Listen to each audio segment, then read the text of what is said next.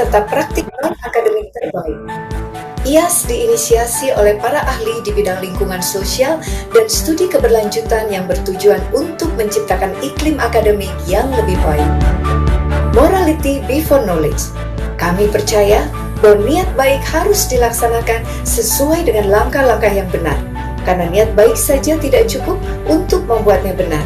Oleh karena itu, kami akan memastikan bahwa setiap langkah yang diambil untuk mencapai tujuan akan melalui tahapan etis yang tepat, mematuhi etika yang berlaku sepanjang perjalanan. Menjadi perusahaan yang profesional dan kompeten yang tentunya berkontribusi signifikan terhadap peningkatan kualitas penelitian dan pengetahuan manusia berdasarkan moralitas, sains, dan kebijaksanaan.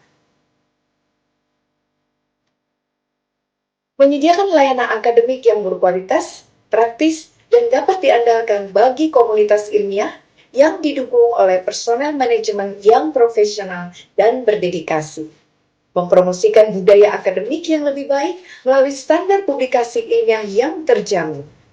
Membangun ekosistem kerja yang etis, dapat diandalkan, dan tangguh. Kami, Institute for Advanced Science, Social and Sustainable Future atau IS, hadir untuk meningkatkan kualitas penelitian dan pengetahuan berdasarkan moralitas, sains, dan kearifan.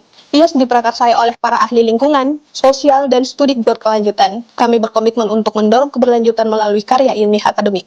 Kami memberikan pelayanan dalam bidang publikasi ilmiah, penelitian, seminar, dan produk akademik lainnya. Saat ini, kami telah mengelola 90 jurnal dan akan terus bertambah dan berkembang. Melalui Morality Before Knowledge, mari bersama kami memajukan masa depan ilmiah yang berkelanjutan dengan prinsip etika yang benar.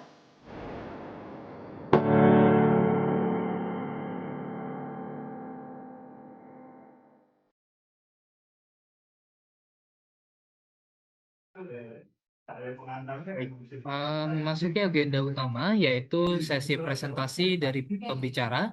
Izinkan saya untuk memperkenalkan pembicara pertama kita, yaitu Ibu Cut Putri Saba SSI.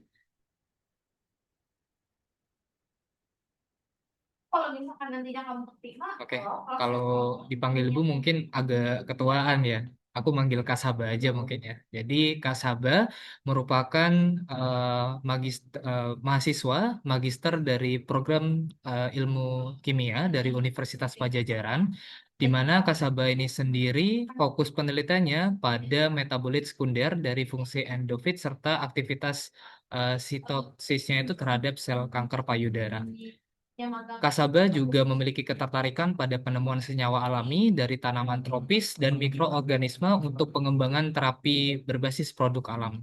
Di mana selama studinya ia juga memiliki pengalaman sebagai asisten laboratorium kimia dan juga pernah menjalani magang di laboratorium kesehatan di Provinsi Jawa Barat dengan fokus pada analisis kualitas air limbah. Oke, mungkin langsung aja. Di sini Kasaba akan memaparkan tentang JSO Exchange Scholarship, di mana mulai dari persyaratan administrasi, bagaimana strategi mempersiapkan dokumen-dokumennya, hingga pengalaman adaptasi akademik dan budaya selama menjalani studi di Jepang. Oke, Kasaba, mungkin bisa langsung waktu dan tempat kami persilakan. Oke, makasih banyak Ranu. Sebelumnya mohon maaf banget karena aku dapat tempatnya tuh di luar. Jadi kalau misalnya suatu saat tiba-tiba nggak terdengar atau ada apa-apa bisa kabarin ya. Terus makasih banyak. Sebelumnya aku mau izin share screen dulu.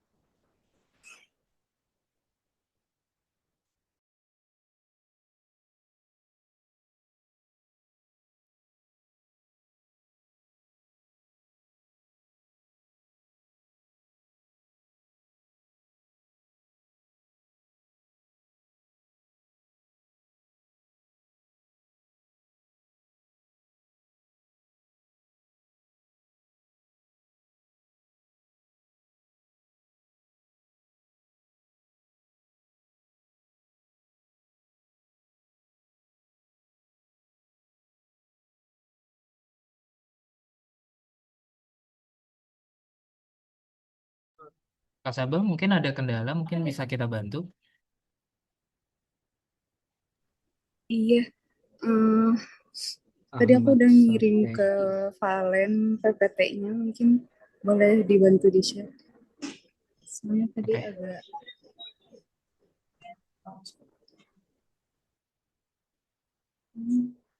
Iya, tapi ada watermark-nya ya.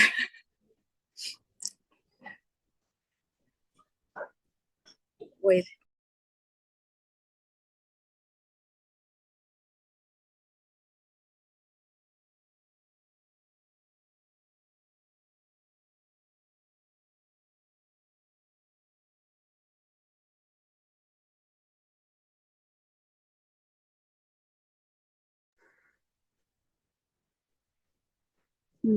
Tadi aku udah share, mungkin kita tunggu sebentar dulu kali ya.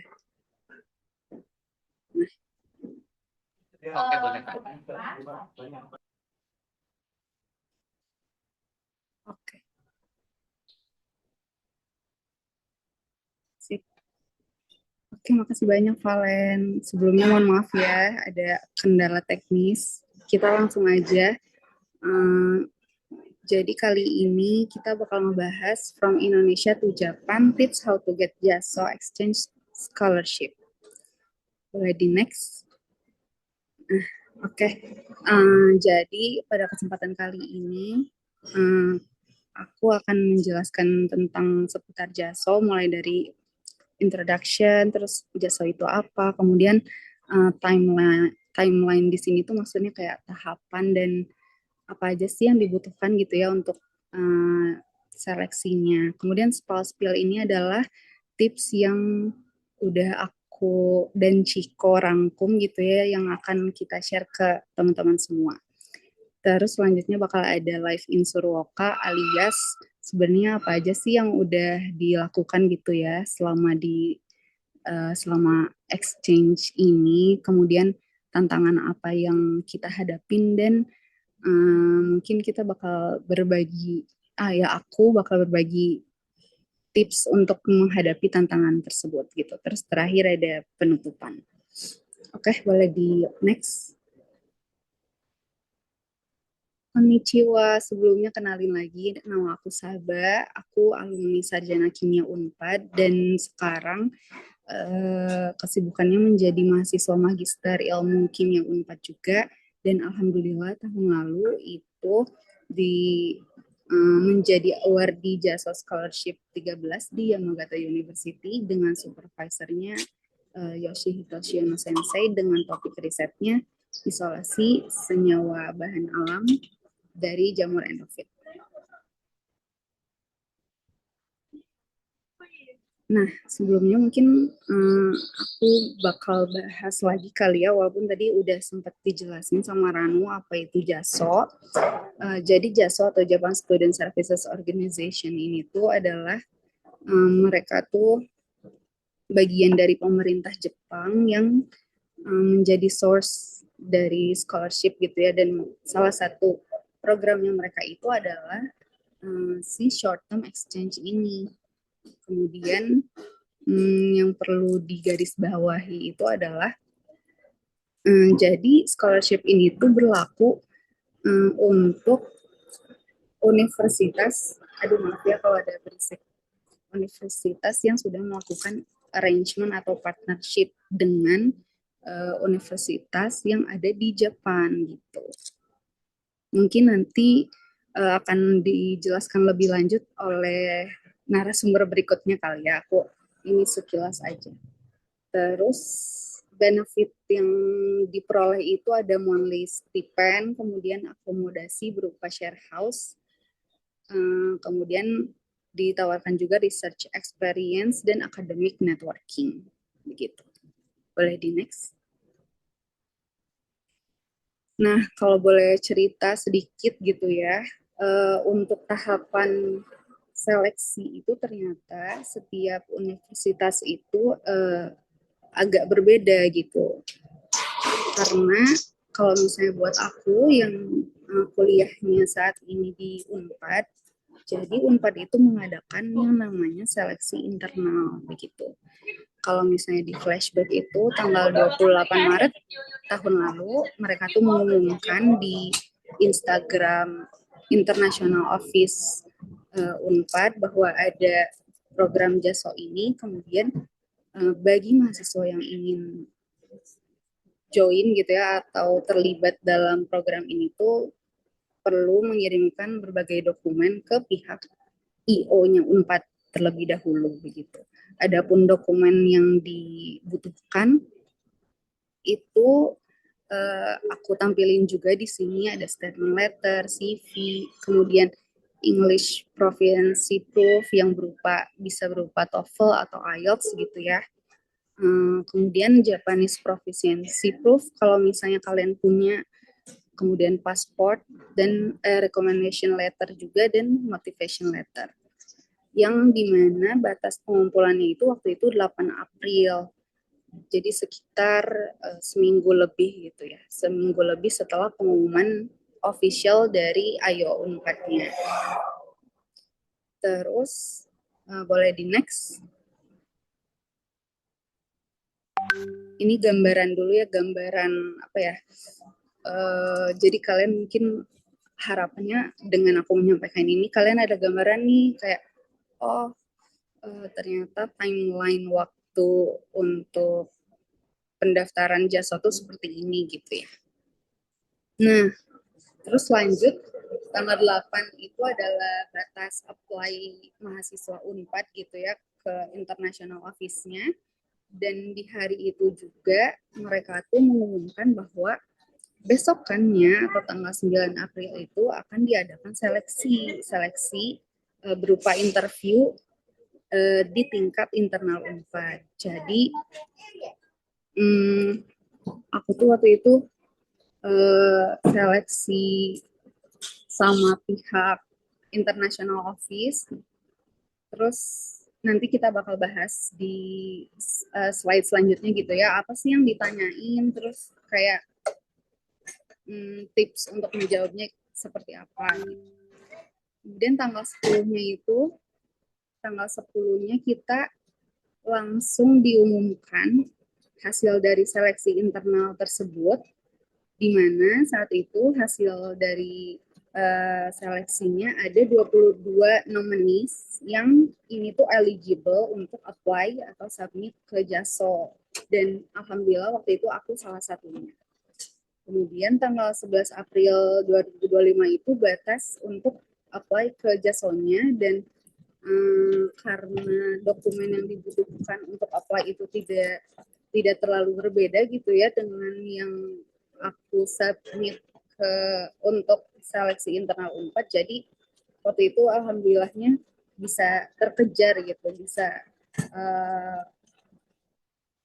ya gitu, masih bisa apply submit dalam batas waktu yang ditentukan. Setelah itu lanjut aku menunggu seleksi berkas gitu ya di pihak JASO-nya, dan tanggal 23 April aku dapat email dari Sensei untuk melakukan jadwal interview. Di email tersebut Sensei itu menawarkan berbagai opsi mau interview kapan, dan aku memilih tanggal 25. Nanti di bahasan selanjutnya juga ini yang akan aku mungkin tekankan gitu ya, atau kayak punya bobot lebih gitu. Nanti aku jelasin lebih lanjut. Terus boleh di next. Nah, setelah sesi interview itu aku nunggu lama, dan kalau berdasarkan pengumuman timeline dari pihak JASO-nya itu sebenarnya tanggal 14 Mei itu diekspektasikan gitu ya ada pengumuman, tetapi pada tanggal 14 itu ternyata kita di email bahwa ada kayak delay gitu ya, jadi jadwalnya dimundurin karena waktu itu tuh katanya calon-calonnya tuh kayak agak sulit ditentukan gitu karena kualitasnya sama-sama baik dan sebagainya begitu. Akhirnya tanggal 15 Mei 2025 itu kita dapat pengumuman dan kurang lebih isi emailnya itu seperti yang ada di layar begitu. Jadi ternyata ada 83 yang mengapply ke program ini dan hanya ada 18 orang yang diterima gitu. Dan alhamdulillah aku salah satunya. Boleh lanjut? Nah, selanjutnya aku bakal bahas tentang apa sih yang terjadi gitu ya di tanggal 9 April dan 25 April yang which is itu adalah sesi interview atau sesi seleksi gitu. Karena kenapa ya aku bahasnya cuma pas di tahapan ini, karena buatku sebenarnya kalau secara teknis, oh ya, by the way, sebagai gambaran, jadi aku dan Ciko ini udah membagi tugas gitu ya. Jadi Ciko nanti akan lebih menjelaskan perihal teknisnya, dan sekarang aku akan menjelaskan perihal non-teknisnya gitu.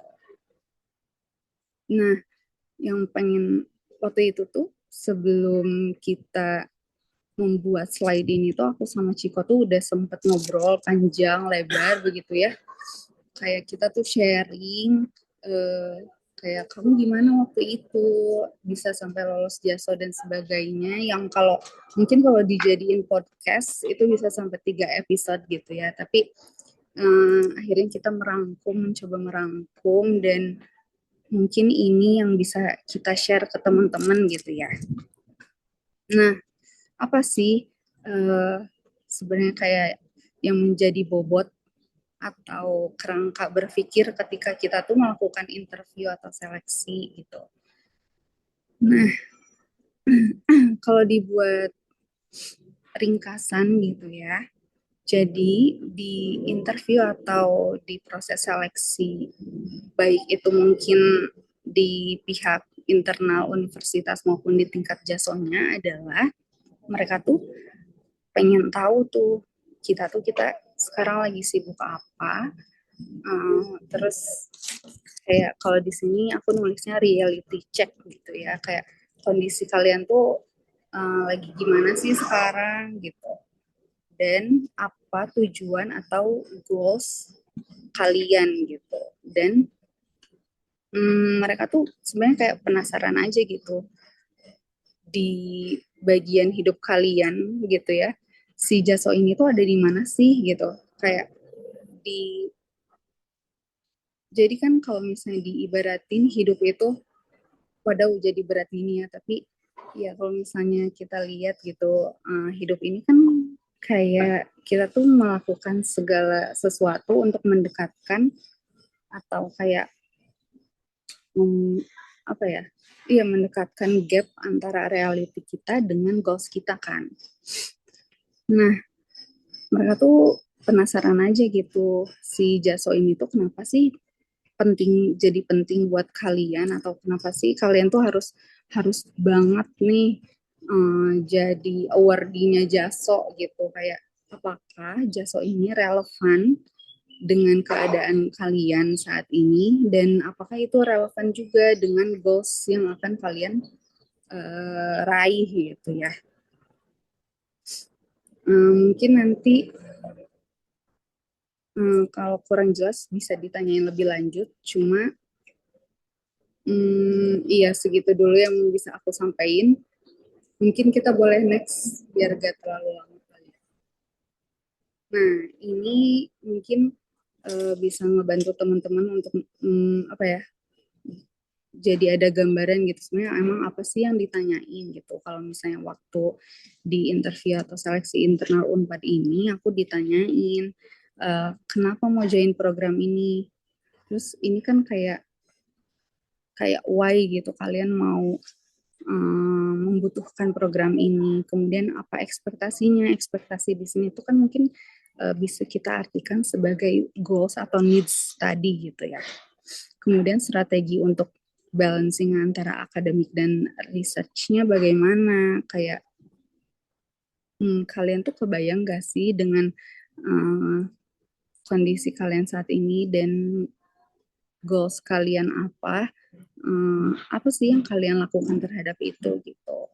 Terus pertanyaan lainnya ditanya juga nih, bisa bahasa Jepang nggak? Waktu itu aku tuh kebetulan emang nggak ada basic Jepang sama sekali, cuma suka nonton anime doang, dan karena belum bisa, ya udah aku bilang aku belum bisa nih, aku berterus terang aja gitu ya, jujur apa adanya, aku bilang belum bisa, tapi aku suka nonton anime, aku bilang kayak gitu. Terus taunya diminta tuh perkenalan menggunakan bahasa Jepang, tapi waktu itu again aku juga belum bisa. Terus tapi mungkin buat teman-teman gitu ya yang udah punya interest, terus misal udah pernah ikut CLPT, itu akan menjadi nilai plus gitu mungkin ya. Terus ditanya juga sebelumnya udah pernah ke luar negeri belum, terus waktu itu aku jawab, oh ini pertama kalinya untuk aku gitu.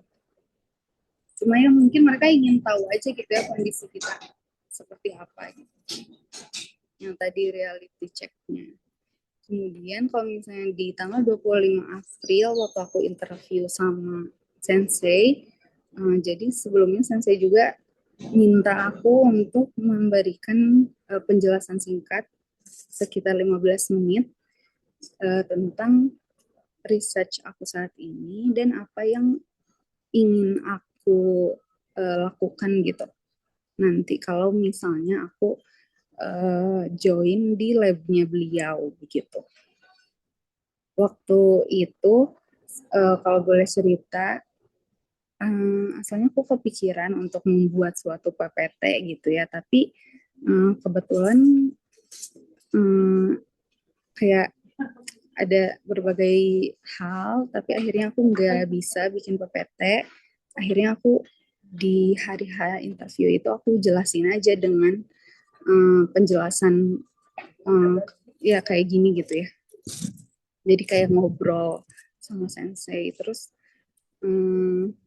ternyata Sensei nanyain research ketika karena aku posisinya di sini sebagai mahasiswa magister, beliau nanya tentang research waktu sarjana aku gitu. Terus again aku ditanya lagi ekspektasi kalau join atau berhasil mendapatkan scholarship ini itu apa gitu. Jadi aku sih nangkepnya di situ, Sensei itu pengen tahu gitu tadi goals atau needs aku tuh apa sih gitu. Terus research yang sedang dilakukan di magister ini tuh dan progresnya udah sampai mana, Sensei juga nanyain itu. Jadi Sensei kalau aku menerjemahkan itu tuh sebagai Sensei itu pengen tahu aku tuh dengan kondisi aku saat ini, kemudian goals aku apa, aku udah sampai mana sih mengusahakan ketercapaian goals aku itu gitu. Dan bagaimana jasa itu bisa bantu aku untuk meraih apa yang aku butuhkan atau goals aku apa gitu. Begitu. Kemudian ditanyain juga nih apa yang kamu khawatirkan atau concern kalau nanti ke Jepang. Itu tuh mungkin kayak apa ya, waktu itu aku sebenarnya nggak jawab yang gimana banget. Aku bilang kalau aku khawatir dengan weathernya yang berbeda, terus kayak komunikasi atau bahasanya. Terus saat itu Sensei itu bilang kalau kalau aku sih percaya nggak ada yang perlu dikhawatirkan gitu. Jadi beliau kayak mungkin encourage aku gitu ya untuk sebenarnya as long as kita tahu tujuan kita, terus mau berusaha sih ya bisa-bisa aja gitu. Oke, jadi mereview kembali gitu ya. Jadi isi interview tuh itu gak jauh-jauh kayak dari kita sedang apa, kemudian menuju apa, dan bagaimana atau apa yang kita lakukan untuk mencapai tujuan kita gitu. Begitu. Jadi next.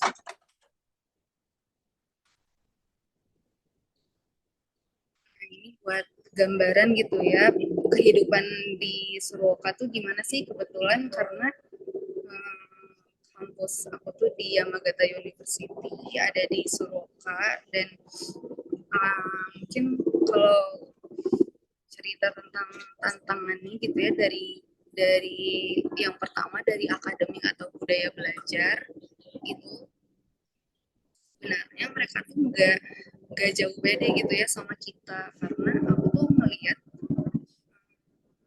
kembali lagi ke personalnya masing-masing gitu.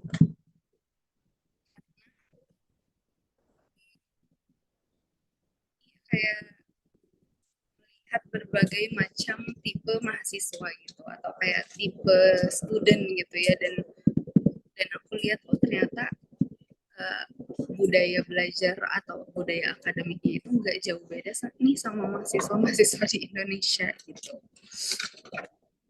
Cuma yang membedakan tuh mungkin karena tuntutannya beda gitu ya. Aku tuh melihat nggak ada perbedaan signifikan antara tuntutan mahasiswa di Indonesia dan mahasiswa di Jepang, khususnya di Yamagata University gitu. Cuma ya tadi sih, intinya nggak ada perbedaan yang signifikan gitu. Kemudian untuk bahasa dan komunikasi ini juga yang tadi udah aku ceritain, sempat jadi salah satu hal yang aku khawatirkan gitu ya. Tapi ternyata pas udah sampai sini tuh, kita tuh benar-benar di-support sama international office di sini. Kemudian teman-teman student-student di sini juga kayak terbuka gitu untuk ngebantu kita bisa tetap berkomunikasi dan belajar bahasanya mereka. Terus untuk budaya dan kehidupan sosial ini juga jadi hal yang menarik gitu ya, karena mereka tuh kayak seneng banget ngajarin kita tentang budayanya mereka gitu. Dan mungkin ini depend juga ya, kayak Jepangnya tuh di daerah mana gitu ya, tapi di Suroka ini yang notabene adalah bukan city gitu ya, tapi dia tuh kayak countryside. Jadi orang-orangnya ya buat aku ya cukup ramah-ramah aja gitu ya. Dan tadi mereka tuh seneng banget kalau ngajarin kita atau ngasih tahu kita tentang budayanya mereka.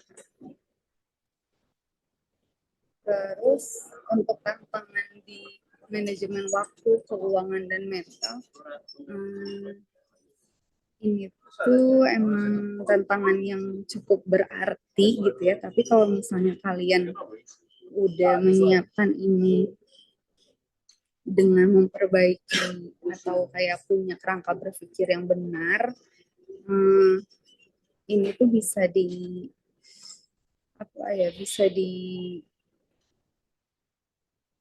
bisa di manage juga pada akhirnya gitu. Mungkin kehadiran teman, terus kehadiran senior gitu ya, banyak-banyak sharing gitu, itu tuh akan sangat membantu sekali gitu.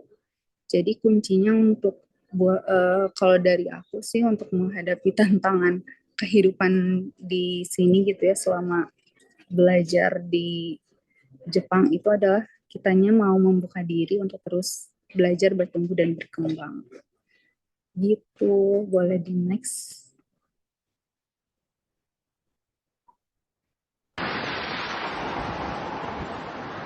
Nah, ini ada beberapa dokumentasi selama kehidupan di Suroka gitu ya.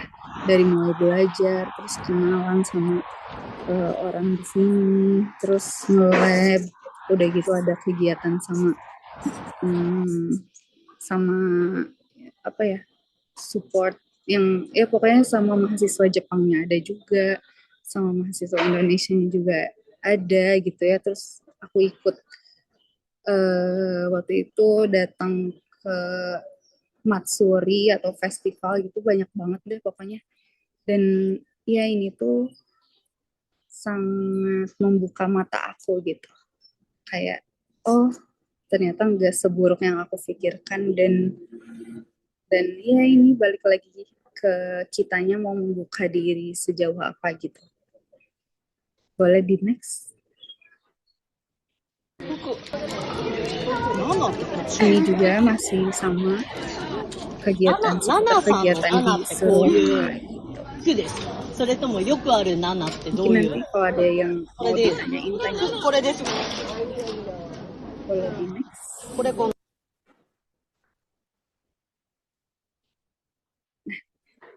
Segitu aja dari aku. Kalau ada yang kurang jelas boleh banget terbuka pertanyaan buat teman-teman. Terima kasih banyak. Aku kembalikan. Oke, Kak Saba, terima kasih banyak atas pemaparan materinya yang sangat insightful sekali. Di sini kita jadi bisa tahu nih Kak, apa aja persyaratan untuk mendapatkan JSS Scholarship, mulai dari mungkin ternyata submit CV juga, terus submit covering letter, dan lain sebagainya. Nah, mungkin sebelum kita berlanjut ke sesi Q&A nih Kak Saba, mungkin dari aku dulu nih ada pertanyaan. Mengingat aku juga sebenarnya tertarik untuk mengikuti program beasiswa ini. Cuman aku beasiswanya bukan lebih ke JASO sih, tapi pengennya sih beasiswa tapi yang ada di Eropa. Cuman mungkin aku ada beberapa pertanyaan untuk JASO Scholarship ini. Ya, pertama itu apakah ada persyaratan minimal JLPT-nya itu N berapa? Terus apakah juga persyaratan untuk nilai TOEFL dan IELTS-nya itu nilainya harus berapa? Terus juga ini kan sepengetahuanku juga itu, sorry, em, kalau aku tuh juga pernah dapat info nih Kak, cuman scholarship-nya itu dari Pegadaian. Nah, kalau scholarship di Pegadaian itu dia harus ada similarity research Kak. Jadi misalkan harus minimal publikasi artikel ilmiah lah, mungkin publikasinya di Scopus Q2 atau ke Q2 lah minimal, atau di Sinta 1 minimal. Nah, apakah di JSL Scholarship ini ada persyaratan yang harus ada background publikasi tulisan atau enggak Kak kayak gitu. Nah, mungkin itu aja sih Kak pertanyaan dari aku Kak Sabar. Oh iya, oke. Makasih banyak pertanyaannya, Ranu. Eh, jadi untuk JASO ini tuh tidak ada persyaratan JLPT kayak minimal harus N sekian gitu ya. Kemudian tidak ada persyaratan English proficiency juga tidak ada, tapi maksudnya tidak ada batas minimal, tapi harus menyertakan gitu. Mungkin nanti bakal dibahas lebih lanjut di bagian teknis sama Ciko.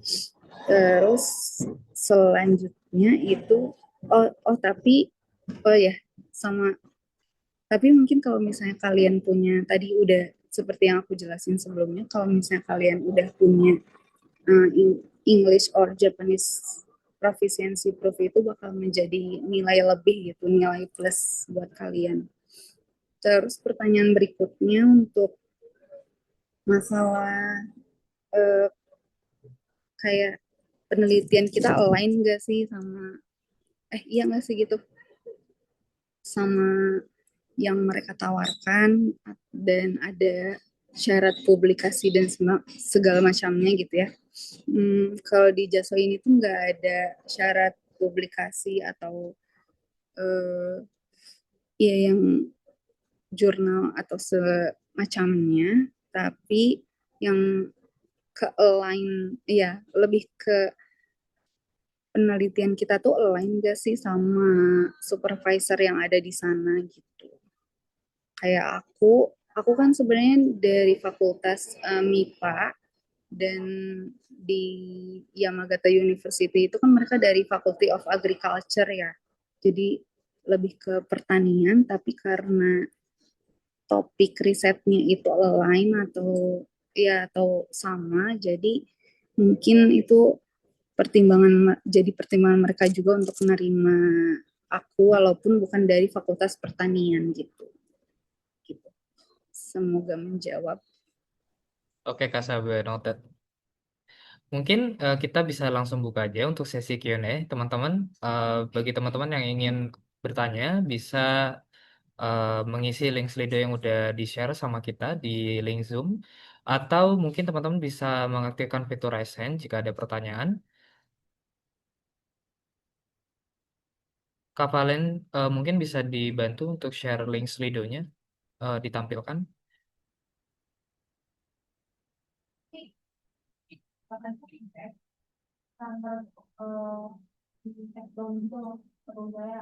Oke, ini ada 2 pertanyaan nih, Kak. Tapi ada 1 pertanyaan yang merujuk ke Kak Sabah ya. Kak, untuk tahun ini kira-kira JASO akan dibuka kapan ya? Mungkin bisa dibantu jawab Kak Sabah. Oh iya, Ya. oke. Untuk tahun ini kira-kira Jaso akan dibuka kapan?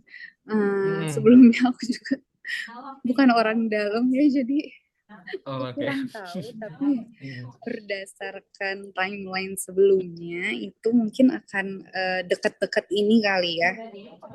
Yang tadi mungkin bisa di-refer ke PPT aku sebelumnya gitu. Oke. Iya. Oke, ini ada pertanyaan lagi, Kak Sabah. Untuk tantangan kaiwanya bahasa daerah Jepang di sana itu bagaimana ya, Kak? Tantangan kaiwanya bahasa daerah di sana. Jepang di sana. Aduh, tantangan kaiwa tuh apa ya, Kak? Aduh, maaf nih Mungkin lebih sebelumnya. ke bahasa lokal di sana sih, Kak, mungkin ya. Oh,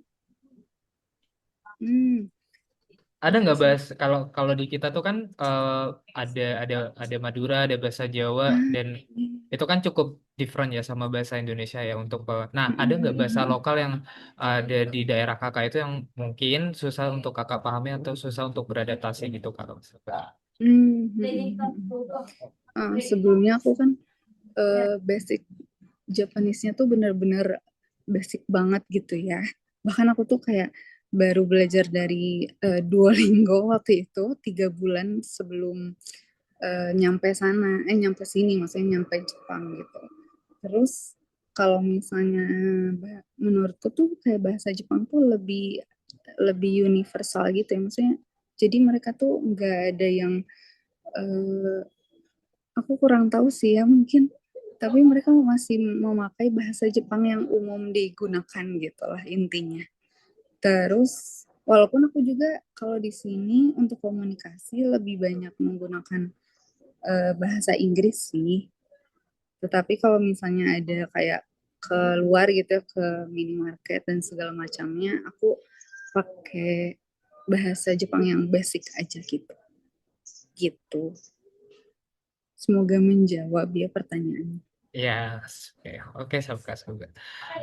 Mungkin berlanjut ke pertanyaan selanjutnya. Mungkin aku filter dulu kali ya Kak pertanyaannya mungkin yang Oke, cukup boleh. relevan dengan tema yang saat ini kita angkat. Sebentar. Ya.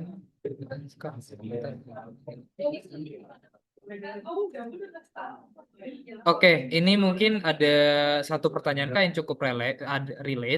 Izin Kak, program JASO ini kira-kira kalau yang udah lulus S1, apakah masih bisa Kak? Atau ada alternatif scholarship lain selain JASO? Oke. Iya, ini iya, ini pertanyaan yang bagus karena jawabannya masih bisa. Contohnya adalah aku. Jadi untuk program Jason ini ada diperuntukkan. Mungkin nanti again lebih jelas lagi sama Kak Ciko kali ya, ada dijelasin, tapi sebagai penjelasan singkat gitu, Jaso ini tuh diperuntukkan untuk mahasiswa tingkat 3 dan tingkat 4 untuk yang undergraduate, dan mahasiswa yang S2 juga masih bisa. Atau sorry, izin ke program misalnya udah lulus S1 ya. Lulus S1-nya tuh berarti dia lagi S2 atau sudah tidak studi. Tapi kalau misalnya tapi oke. Jadi kalau misalnya dia lagi S2 kayak aku itu masih bisa, Kak. Tapi kalau misalnya dia udah lulus S1 dan bukan sebagai mahasiswa lagi gitu ya, kayaknya kemungkinan nggak bisa ya, karena tadi syaratnya itu dia tingkat 3 dan tingkat 4 di undergraduate. Mungkin nanti Kak Ciko bisa jawab kali ya. Terus ada alternatif scholarship lain? Tentu ada, tentu ada. Dan ini banyak sih. Mungkin kalau misalnya dia mau apply scholarship yang untuk S2-nya itu ada max, ya dijelasin juga ya di kolom cek sama Kak Valen gitu. Gitu sih. Oke, Kak Saba, mungkin sesi Q&A-nya kita close dulu kali ya. Nanti kita lanjut ke Kak Ciko yang mungkin lebih detail nanti untuk menyampaikan terkait apakah bisa sih apply untuk mahasiswa yang masih S1 untuk mengikuti JSS Scholarship ini dan mungkin detail-detail lain sebagainya kayak gitu ya Kak Saba. Oke, Kak Saba, terima kasih banyak atas pemaparan yang sangat menarik dan membuka wawasan kita semua. Sangat insightful sekali, Kak Saba. Jadi kita di sini bisa tahu apa aja yang perlu, mungkin beberapa dokumen atau administrasi yang perlu kita siapkan untuk JSS Scholarship ini. Dan mungkin bagi teman-teman yang pengen tahu tips and triknya biar bisa mendapatkan beasiswa ini atau pengen tahu nih covering letternya itu seperti apa, CV-nya Kak Sabah itu seperti apa, mungkin bisa japri ke admin, ke kita, nanti mungkin Kak Sabah bisa kali ya nge-share covering letternya atau CV kakak Boleh, ke boleh. kita nantinya. Ya, biar bisa membantu teman-teman nih yang mungkin tertarik untuk mengikuti JSS Scholarship ini. Seperti itu. Baik, sekali lagi terima kasih Kak Saba atas waktunya. Mungkin kita bisa beralih ke pembicara kedua kita, yaitu Francisco Yamauna Harefa, atau yang biasa disapa dengan Kak Ciko ya. Iya, betul, benar Mas. Ya, selamat siang Kak Ciko. Mungkin Kak Valen bisa menampilkan tayangan ini CV-nya. Kamu punya relasi nggak? Oke, thank you. April tadi. Oke, teman-teman, ini adalah CV dari pembicara kedua kita, yaitu Kak Ciko, yang merupakan mahasiswa tingkat akhir dari program studi ilmu eh, Tanah, tanah ya, ilmu tanah di benar. Universitas Gadjah Mada. Di sini kita juga bisa melihat ya teman-teman experience dan achievement Kak Ciko itu luar biasa banget. Di sini tertera yang di pertama itu ada Jaso Urdi. Ternyata Kak Ciko itu udah mendapatkan scholarship ini dari bulan September ya teman-teman di tahun 2025. Terus ternyata mungkin bisa langsung ke bawah Kak Valen. Ya, kita bisa melihat juga achievement yang udah dicapai oleh Kak Ciko.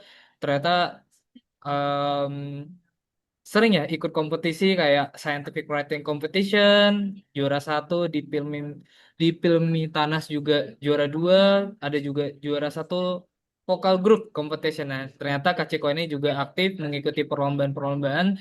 Em, s- Sekaligus juga mungkin aku tadi juga sekilas baca Kak Ciko pernah magang ya kalau nggak salah. Coba mungkin scroll ke bawah lagi Kak Valen.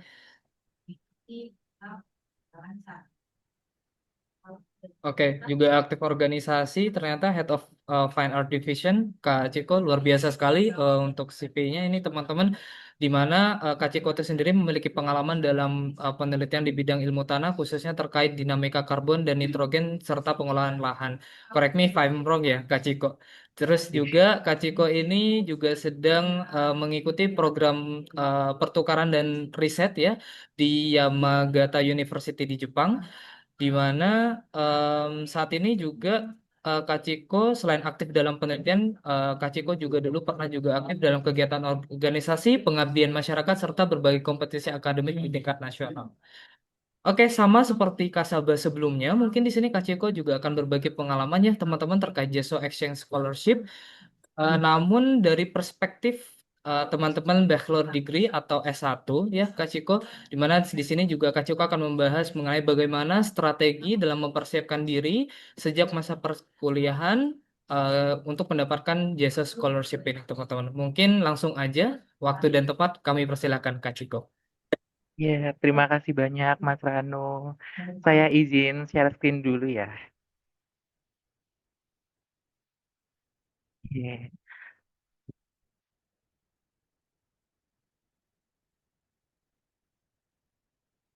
Oh,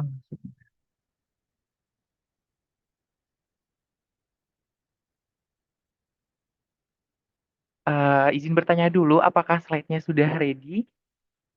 Sudah Kak, sudah terlihat. Oke, terima kasih banyak Mas Rano, terima kasih banyak Iyas udah mengundang. Izin pakai kata aku aja biar lebih akrab dan lebih nyaman. Thank you for having me here. Welcome, Yokoso. Kita kenalan dulu. Eh, Perkenalkan nama saya Francisco Yamonaha Hareva. Benar tadi yang disampaikan oleh moderator sama Mas Ranu. Saya biasanya dipanggilnya Ciko, jadi bisa dipanggil Ciko aja. Saat ini lagi menempuh pendidikan di Universitas Gajah Mada di program studi ilmu tanah atau soil science, bachelor tahun keempat, dan saat ini sedang mengikuti pertukaran pelajar di Yamagata University di Jepang. Oke, jadi sebenarnya saya sudah di Jepang itu sekitar 6 bulan, ya sekitar 6 bulan sejak September tahun lalu. Dan sebenarnya dari Fakultas Pertanian UGM itu bukan sendiri, tapi ada lima mahasiswa yang mendapatkan beasiswa ini. Dua diantaranya dari program studi ilmu tanah dan tiga diantaranya dari program studi mikrobiologi pertanian seperti itu. Nah, sekarang mungkin kita mau kenalan dulu sama Jaso. Nah, sebenarnya Jaso itu apa sih gitu kan? Biar lebih tahu dulu. Jadi dari logonya sebenarnya udah kelihatan tuh kepanjangan dari Jaso, Japan Student Services Organization.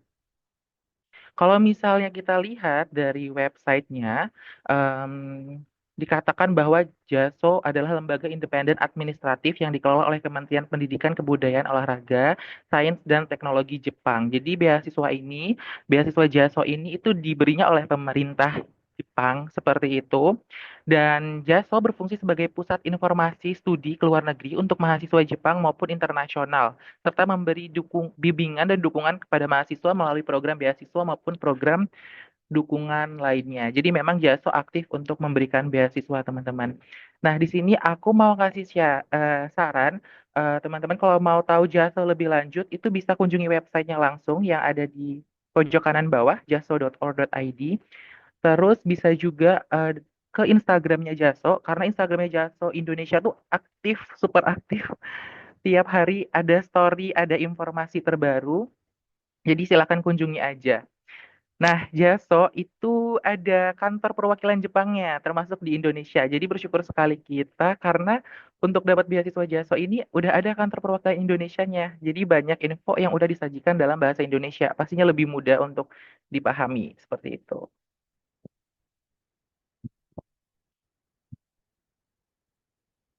Nah, kalau misalnya kita lihat di websitenya Jaso, itu ada berbagai macam menu.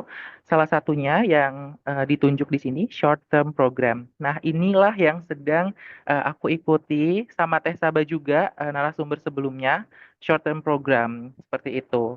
Tahun lalu, tahun 2025, yang masih berlangsung sampai saat ini. Nah, di short term program ini, tahun yang kemarin yang lagi berlangsung ini, itu ada temanya. Temanya The Education and Research Leader Upbringing Program to Environment Preservation Through Agri-Food Linkage. Kayak gitu. Terus di situ dicantumkan juga kalau misalnya em, di program ini itu akan melakukan research nih di bagian sini. Research including laboratory work and field work under the guidance of supervisor at Faculty of Agriculture Yamagata University. Jadi di sini aku mau ngasih tahu teman-teman kalau misalnya program exchange JASO ini sedikit berbeda dengan program exchange lainnya. Nah, karena kebetulan aku ketika menjadi mahasiswa itu aktif melihat gitu ya program-program exchange. Aku tertariknya ke Jaso karena Jaso itu utamanya itu research. Jadi kita ngelakuin riset nih. Sedangkan program-program pertukaran pelajar yang lainnya itu banyak yang lebih mengenal budaya, mengenal negara dan segala macamnya gitu kan. Sedangkan Jaso tuh aktif melakukan riset dan fun fact, aku sekarang riset yang aku lakukan di sini akan aku jadikan skripsi juga seperti itu. Nah, di sini juga dicantumin oleh Jaso kalau misalnya bisa kredit SKS seperti itu, seperti seminar Intensive Scientific English dan juga Japanese Language. Cuman di sini aku ambilnya seminar sama skripsi aja kayak gitu. Tapi di sini tetap ada kelas bahasa Jepang juga kok.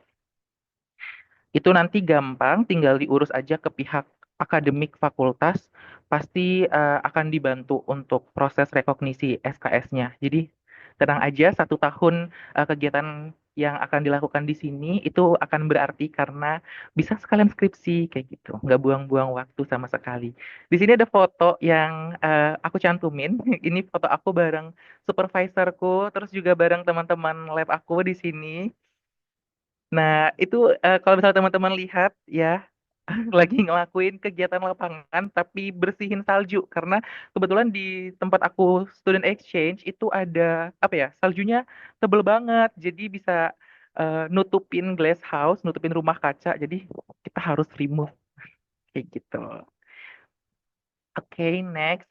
Nah, di sini kita sekarang udah mulai masuk ya, bahas tentang persyaratan dan tahapan aplikasi JASO. Seperti tadi yang dimention sama Teh Saba, narasumber sebelumnya, aku bakal jelasin lebih dalam terkait teknisnya. Jadi yang pertama, kita harus tahu dulu siapa sih yang eligible, siapa sih yang punya akses untuk daftar program beasiswa ini gitu.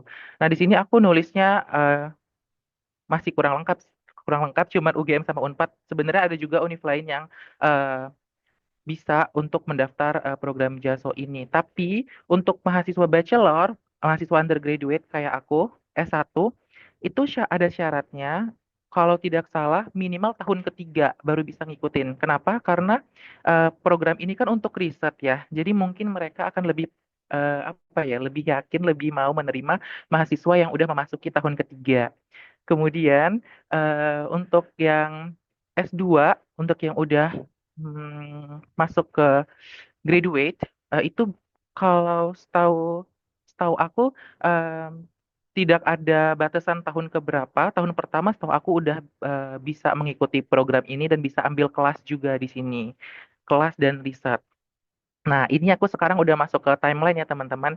Jadi, timeline announcement of program Jaso ini itu ada di Maret. Tahun lalu tuh ada di Maret 2025. Jadi, kalau tadi aku sempat lihat ada yang nanya di narasumber sebelumnya, kapan bukanya? Mungkin ya dalam waktu dekat ini udah akan mau dibuka programnya. Jadi, pantengin terus aja.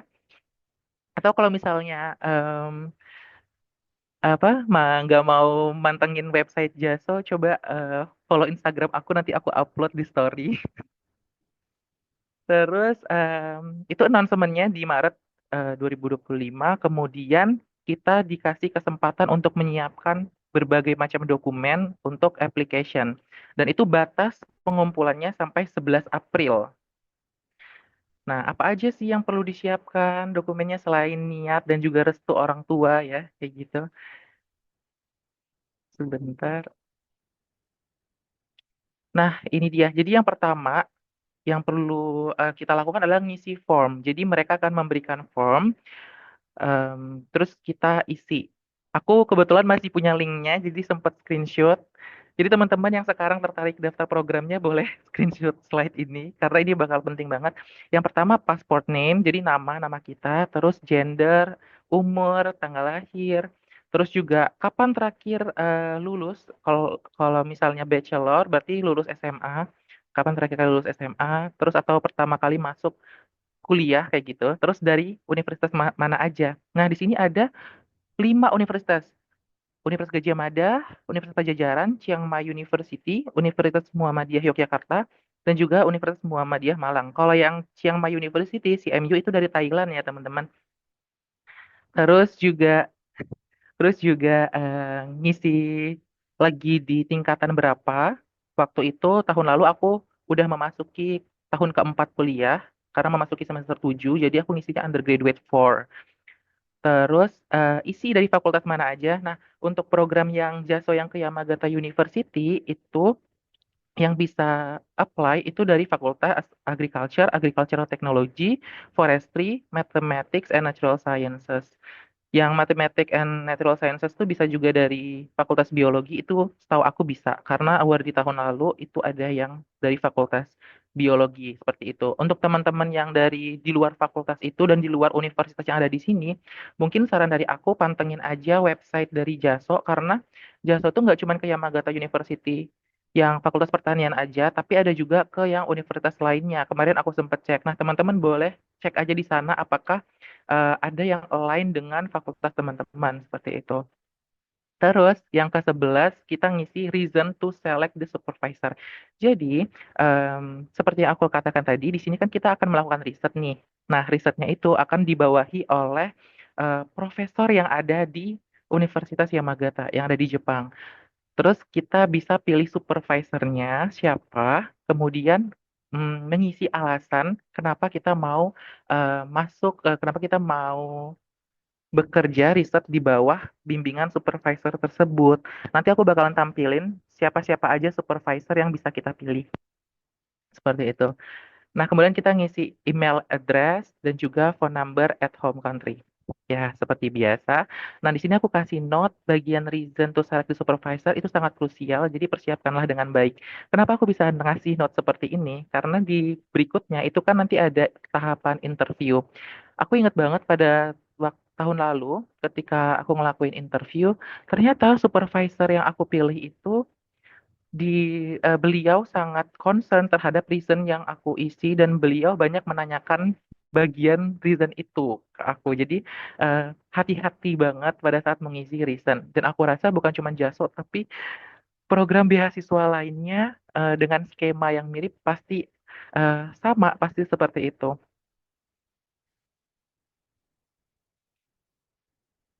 Oke, nah jadi ini adalah daftar list profesor yang bisa kita pilih. Ada Profesor Hideki Murayama, Profesor Wei Kuo Cheng, Toru Watanabe, Tatsuya Ashitani, Yoshihito Shono, Hiroto Enari, Satoru Sato, Tomoyuki Nabeshima, dan juga terakhir Yuri Kimura. Dan setiap profesor ini punya keahlian bidangnya masing-masing, seperti itu. Dan setiap profesor punya kuotanya masing-masing. Ada yang sampai 3 mahasiswa, ada yang cuma 1 atau 2 mahasiswa aja.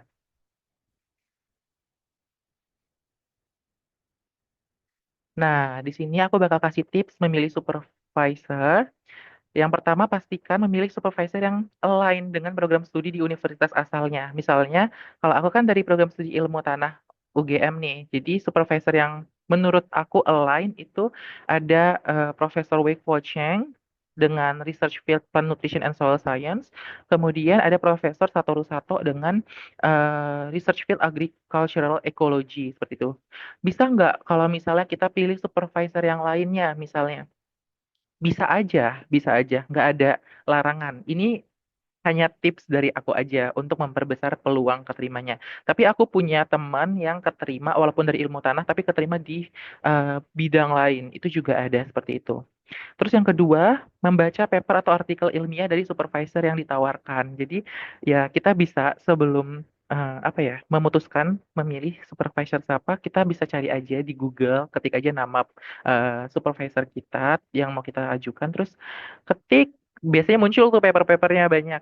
Nah, apakah kita tertarik melakukan penelitian di bidang yang mirip dengan beliau atau tidak? Kalau misalnya tidak, lebih baik jangan dipilih. Tapi kalau misalnya iya, silahkan pilih profesor tersebut. Nah, yang ketiga, bertanya langsung kepada awardee JASO short term program di tahun sebelumnya atau yang saat ini sedang menjalani program. Jadi kalau misalnya bimbang mau memilih siapa supervisornya, bisa langsung tanya aja kepada awardee tahun sebelumnya gitu. Kayak misalnya di sini teman-teman yang ikut webinar kali ini itu kan sudah kenal nih aku dengan Teh Saba narasumber sebelumnya. Nah, itu bisa tanya kalau misalnya em, di supervisor yang saat ini aku belajar itu gimana, kehidupannya gimana, apakah penelitiannya susah dan segala macam, itu bisa tanya langsung aja. Jadi bisa lebih tahu kayak gitu. Oh ya, fun fact, aku keterimanya di Profesor Dr. Wei Kuo Cheng. di Plant Nutrition and Soil Science. Nah, kedua, tadi kan yang pertama itu kita ngisi form kan, yang banyak banget tadi. Terus yang kedua, kita submit curriculum vitae in English with formal photograph. Jadi harus bikin CV, curriculum vitae, tapi dalam bahasa Inggris dan juga menyertakan foto yang formal seperti itu.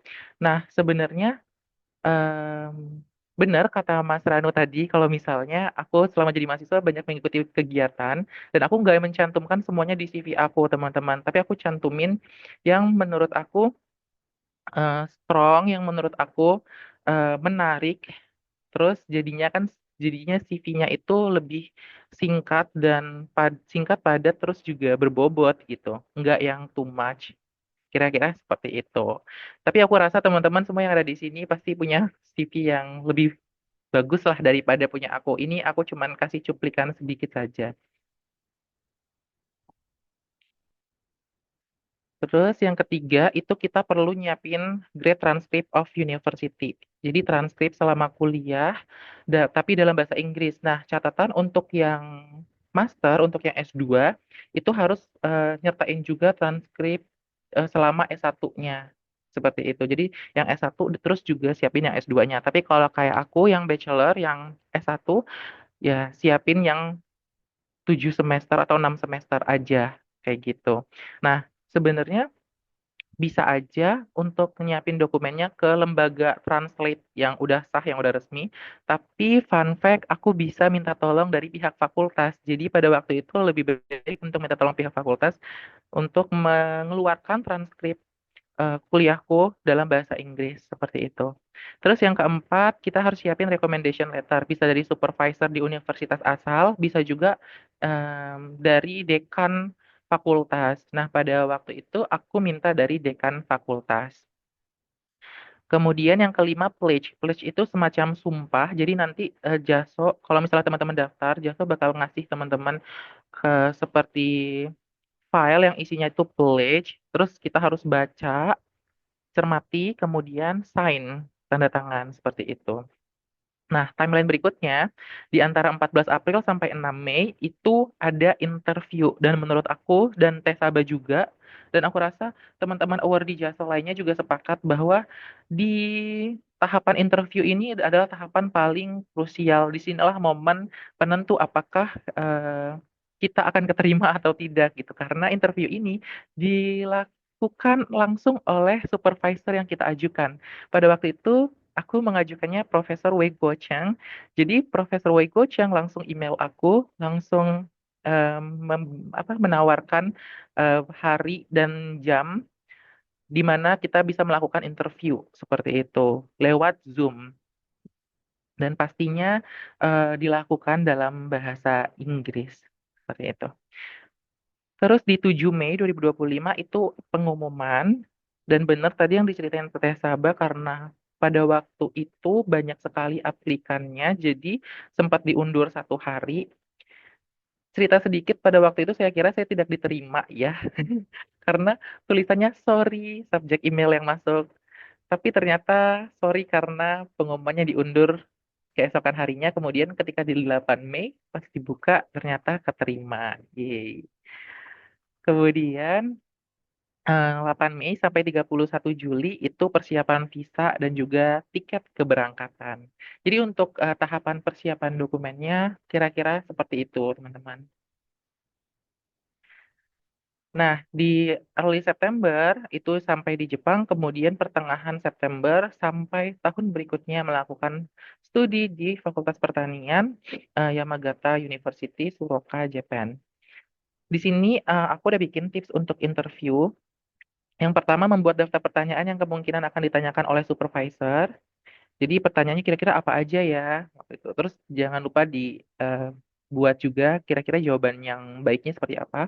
Kedua, menjawab pertanyaan calon supervisor dengan lugas dan jujur. Nah, di sini yang aku perhatikan adalah para profesor yang ada di Jepang itu kurang suka yang namanya basa-basi atau jawaban ngalur ngidul, itu kurang suka. Jadi kalau misalnya ditanya A, jawab aja A gitu. Nggak usah kemana-mana. Aku ingat banget pada waktu itu ada yang pertanyaannya aku tidak tahu jawabannya dan aku ya udah langsung aja bilang, I'm sorry, I don't know kayak gitu. Terus juga supaya untuk memudahkan jangan lupa melakukan latihan interview di depan kaca. Kemudian tetap berusaha tenang ketika terjadi kendala saat interview. Ini aku akan memberikan case nyata pada waktu aku interview. Pada saat itu aku nggak ngerti eh, supervisor yang aku ajuin, Profesor Wei Chang ini bertanya apa. Karena beliau itu kan orang Jepang ya. Terus ngomong bahasa Inggris itu waduh, agak sulit gitu untuk diterima. Dan pada waktu itu aku meminta beliau untuk type di kolom chat Zoom pertanyaannya itu apa. Jadi aku bisa jawab dan aku rasa itu salah satu tips kalau misalnya ada kendala pada saat kita melakukan interview seperti itu dan tetap tenang, jangan panik. Terus yang terakhir tips dari aku adalah memilih lingkungan yang baik saat interview berlangsung. Jadi misalnya mencari tempat yang internetnya stabil, terus juga yang tidak terlalu berisik supaya bisa fokus dan juga bisa berjalan dengan baik interviewnya. Di sini aku juga menyertakan tips untuk mempersiapkan dokumen. Yang pertama, menyiapkan dokumen dari yang paling mudah atau mungkin. Di sini aku sarankan adalah CV. Menurut aku, walaupun kita apply beasiswa atau enggak, membuat CV itu penting sekali karena suatu waktu pasti akan dibutuhkan dan persiapkanlah dalam bahasa Indonesia dan juga dalam bahasa Inggris seperti itu. Terus yang kedua, mempersiapkan paspor. Ini aku ingat banget ketika aku masih menjadi mahasiswa baru, dosen aku sempat memberitahu bahwa walaupun kita belum pasti untuk melakukan exchange atau study abroad, tapi lebih baik untuk apply paspor dulu karena dengan begitu secara nggak langsung kita meyakinkan diri kita bahwa kita layak untuk melakukan studi di luar negeri. Kira-kira seperti itu. Jadi sekarang kalau teman-teman belum punya paspor, nggak apa-apa untuk apply paspor aja dan biasanya di beberapa universitas itu bisa dibantu karena aku dari UGM, aku tahunya dari UGM, di UGM itu bisa membantu kita untuk bikin paspor seperti itu.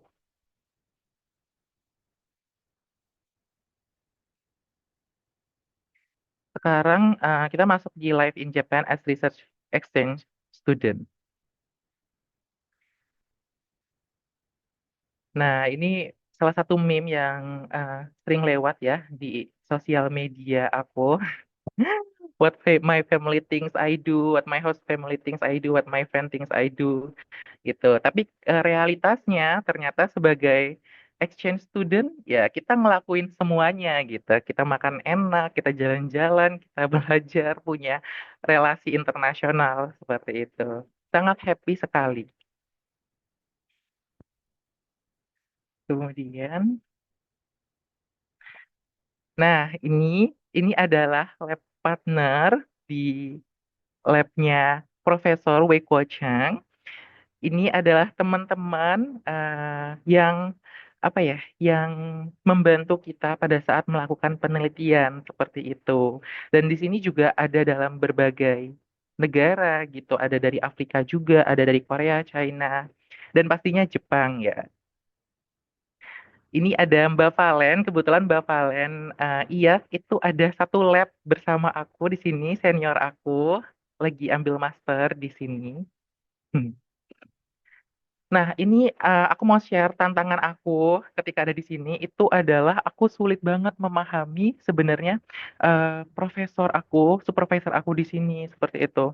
Tapi em, ini salah satu tips ya ketika kita menghadapi hal-hal seperti ini penting untuk nggak takut duluan gitu.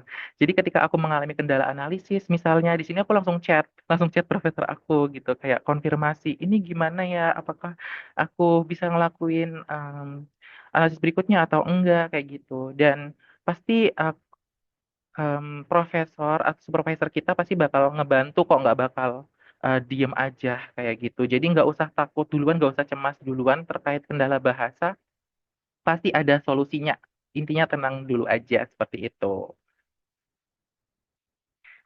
Lah, nah ini ini kira-kira gambaran di lab tempat aku lakuin exchange itu kayak gini ya. Jadi kayak kalau senior-senior aku tuh bisa ngelakuin banyak hal ada yang good at manage data, good at sampling, terus juga good at analysis, manage data, time management, research technician. Terus juga senpai aku jago analisis, presenting, manage, good at understanding theory, good at understanding professor. Sementara aku sebagai masa pertukaran pelajar itu cuman good morning, good evening, good night, dan what's for dinner aja gitu. Tapi maksudnya bukan berarti lantas sebagai mahasiswa pertukaran pelajar kita apa ya, down gitu aja enggak, tapi kita belajar dan willing to learn dari senior kita kayak gitu. Jadi kalau misalnya nggak tahu, eh, tanya aja, nggak apa-apa. Ini kegiatan yang dilakukan ketika aku studi di Jepang. Jadi kayak ada party, kadang juga research sampai malam, terus juga kegiatan lapangan, terus juga foto-foto kayak gitu.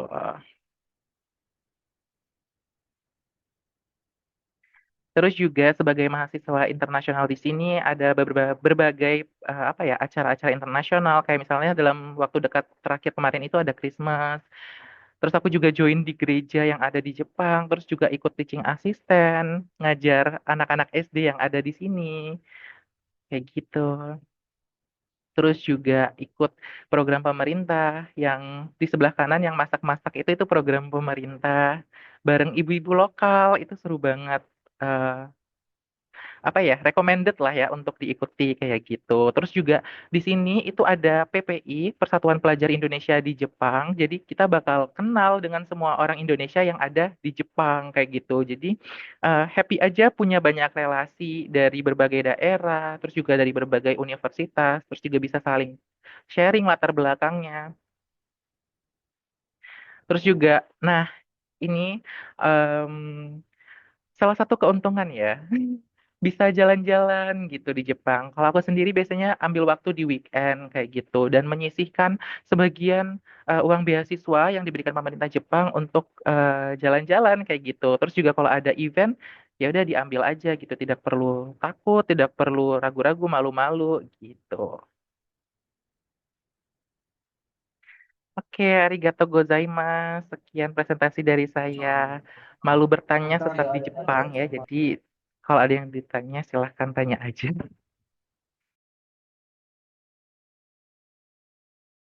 Oke, terima kasih banyak Kak Ciko atas pemaparan materinya yang sangat seru dan sangat insightful sekali sebenarnya.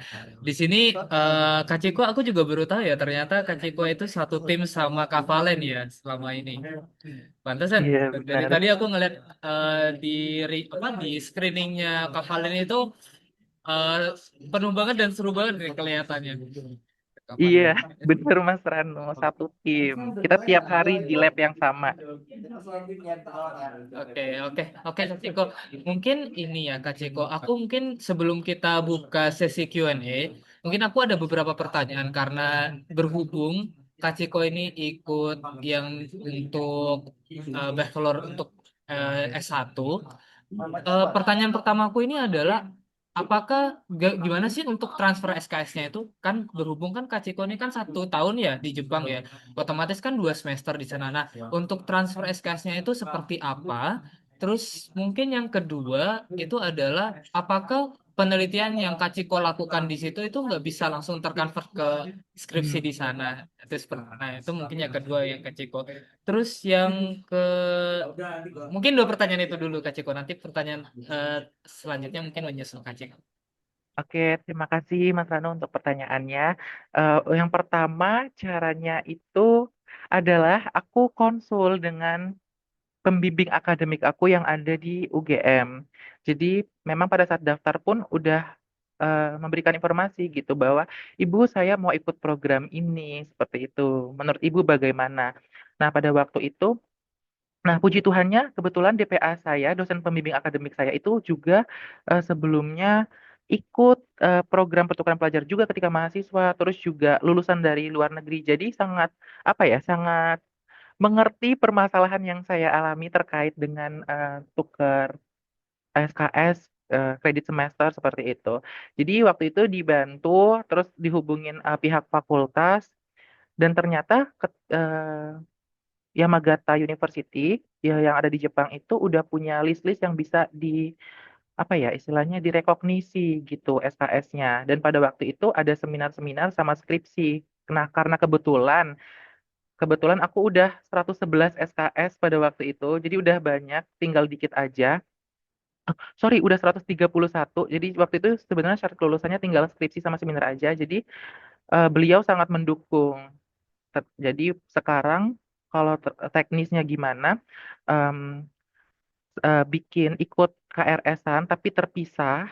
Jadi konfirmasi ke akademik, terus mau ngambil skripsi tapi di Jepang, terus juga seminar tapi di Jepang, terus nanti bakal masuk ke rencana studi kuliah yang ada di UGM seperti itu.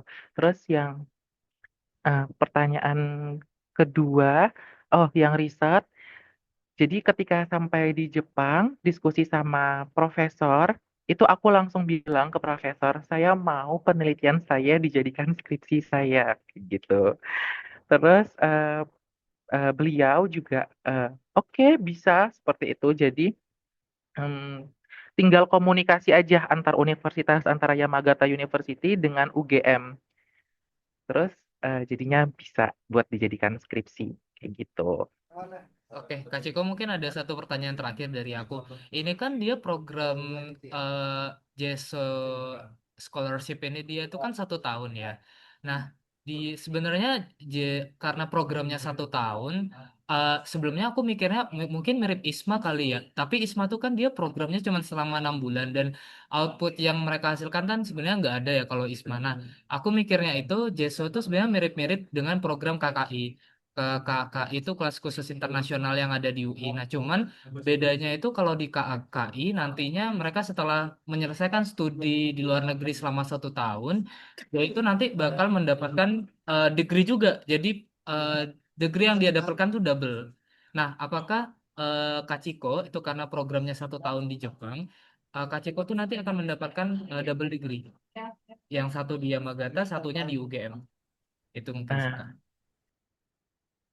izin jawab Mas Ranu, kalau misalnya seperti KKI UI, setahu aku itu kalau di UGM kayak IUP-nya mungkin kayak gitu ya, International Intake kayak gitu. Jadi tapi kebetulan aku di Fakultas UGM itu bukan IUP, jadi kayak beda dengan KKI UI. Jadi aku reguler biasa aja gitu. Jadi sepertinya akan degree-nya tetap degree Indonesia aja seperti itu. Tapi setahu aku sekarang Yamagata University itu lagi gencar banget nih dengan double degree gitu. Dan ketika aku sampai di Jepang juga, dokumen yang aku terima itu di belakangnya tuh tulisannya double degree gitu. Tapi aku sendiri kurang tahu dan kayak ya udah juga gitu. Gak apa-apa kalau misalnya gelarnya cuma di gelar Indonesia aja. Kayak gitu sih Mas Rana, aku kurang begitu paham gitu.